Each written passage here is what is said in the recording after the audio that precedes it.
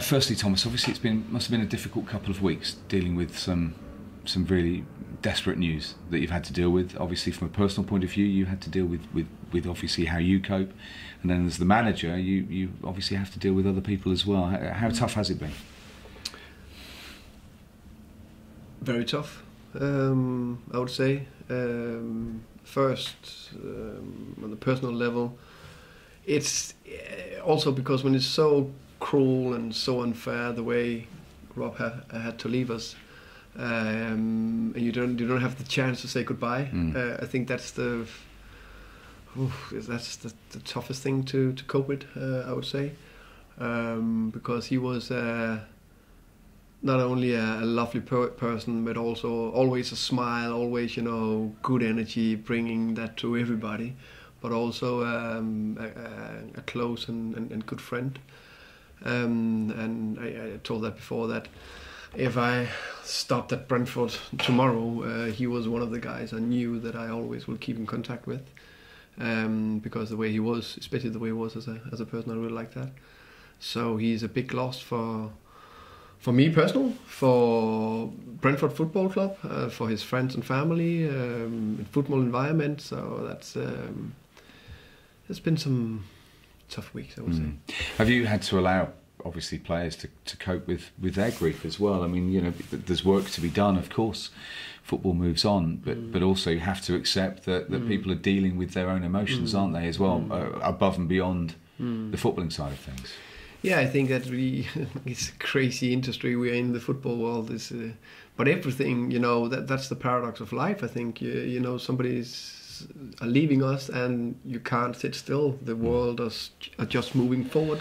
So we need to cope with that. And the best thing we can do, I think, is to get on with the normal life and make sure we remember the persons in different ways. I think that's the most important thing. And then, of course, we need to take care of the person who had a close relationship with Rob.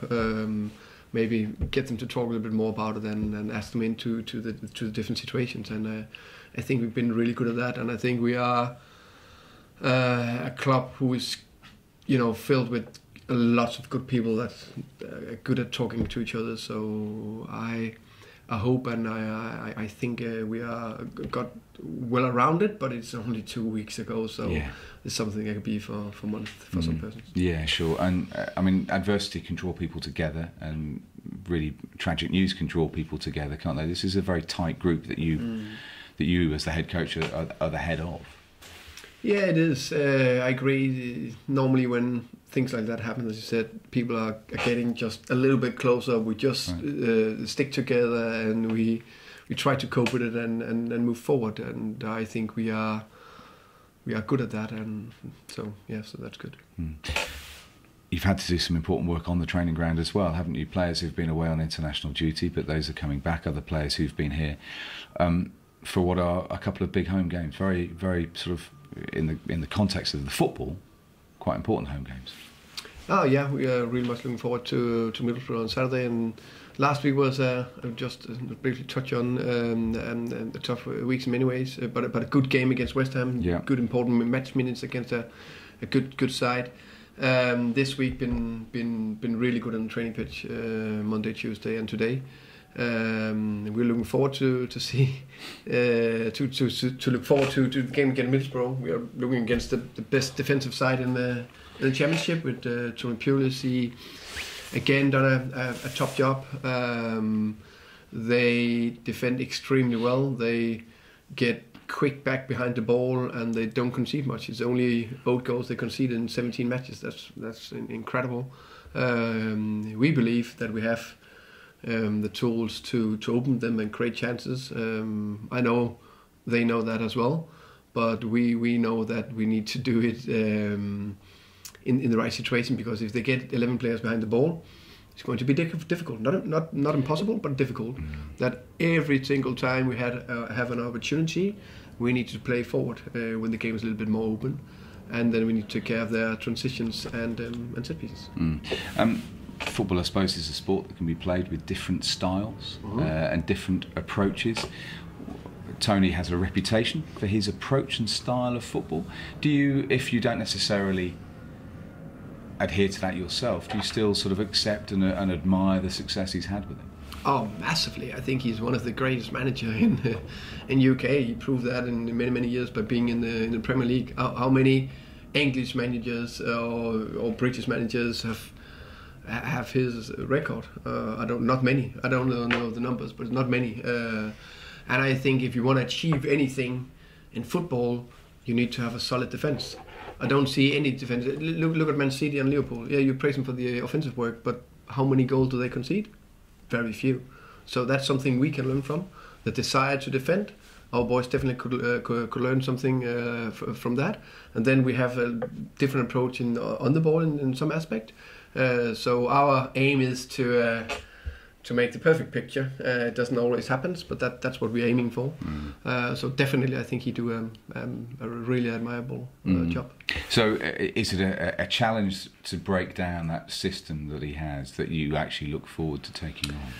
Oh yeah, definitely. I think I know that a lot of teams coming to Griffin Park, they fear coming to Griffin Park because the supporters are amazing and behind us, and it's going to be a sky game. It's going to be under the floodlight, and we know when we're on it, we're really difficult to handle. When we play quick and we play forward and we are aggressive in the counter pressing, we are on top of the game, and that's what we're aiming for to do on Saturday. And we know it's going to be an extremely interesting game because we need to find the small spaces in defense where we can break through, and we need to be patient, but not playing slow, but patient for the killing pass. And you know, sort of could do with a win. I mean, obviously there's been one win since you've taken charge, but there's been a number of defeats as well. So from a personal point of view, this would be seen as a really good sort of marker, wouldn't it? If you were to get a victory against a Middlesbrough side who don't concede, who are tipped to do very well this season. Tony Pulis, a manager that you have a lot of respect for. I mean, this would be a very big plus mark that you'd like to take. Yeah, I would say in general, I think for all of us, I think the Millwall game was a very good marker for us because we controlled and dominated that game over 90 minutes. We did well 50 minutes against QPR, was 1-0 up, and then we had a spell of 10 minutes where we didn't do well enough and we had a blackout. So those are the minutes we need to put together, and can we aim for the Millwall performance, add a little bit more, then I'm 100% sure I'm comfortable that we'll get the 3 points on Saturday. And just finally for me, there will be though a case of dealing with emotion as well for everyone on the pitch and to the side of the pitch. Oh yeah, it will be a emotional day. I think the perfect world, because I know that Rob wanted us to do well and Brentford to have lots of success. The perfect world, we're going to make a fantastic atmosphere from the fans. We play a top game. We honour him with the immense applause and the top performance and 3 points. That's the best way we can do it, and that's what we all wish for. Sometimes the world's not perfect, definitely not, because then he would have been here. But let's try to do it remarkable top day on Saturday. Thank you. Players have been giving their individual memories of Rob, and Lewis has just told us about how much Rob helped him settle when he came from Scotland. He told a story of Neil Mopay saying that Rob once waited 8 hours for him at a hotel. I know his priority was the players rather than the coaches, but have you got any memories of when you came over from Denmark? Was Rob part of the people to help you settle in here? Oh yeah, massively.